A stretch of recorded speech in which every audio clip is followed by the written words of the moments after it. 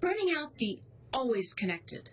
Incandescent light bulbs are the legacy that Edison left.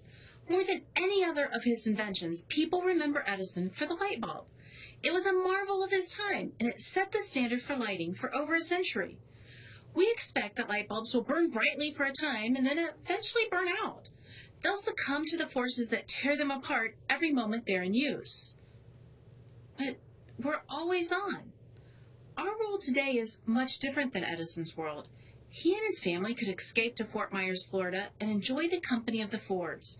He had the ability to escape the daily grind of work, though he chose to bring some degree of his work with him. Today, we find that we live in a global 24/7 world where being disconnected isn't okay. Our smartphones sit by our bedside each night, lighting up, vibrating, and making sounds to alert us to the latest whim or need from our friends and colleagues. We can't take vacations because we fear that the world will need us, and we'll miss something important. We've transitioned from a world where it was normal to be out of touch most of the time to one where we expect ourselves and others to always be available. But what about sleep and rest?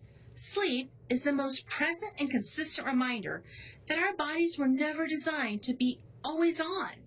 Everyone needs sleep to survive. There are some who will argue they need little sleep, but none who can claim that no sleep is an option. Even for those who try to cram sleep into a tiny hidden portion of their lives, eventually realize the health problems this creates just aren't worth it. Sleep disturbances, including sustained high levels of stress and anxiety, less melatonin due to the increase in blue light, introduction of caffeine late in the day, and other factors have made it more difficult for people to sleep, and the caustic effects are greater health challenges. Our bodies are designed to need sleep, and more generally, a chance to rest. Our ability to strengthen ourselves relies on the simple calculus of rest. We overuse our muscles, tearing them down, and they rebuild themselves stronger when we allow them the rest necessary to do their important work. Could we have a no connection zone? Flipping the switch to the off position for our always connected world today can be hard, but it's necessary.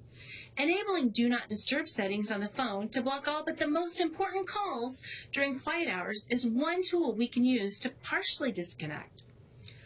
A more powerful, but sometimes necessary approach is to literally turn off the devices and be out of touch for a while.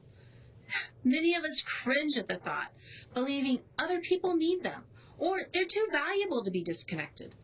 The reality is, we're all, every single one of us, replaceable. It may hurt the organization if we're gone tomorrow.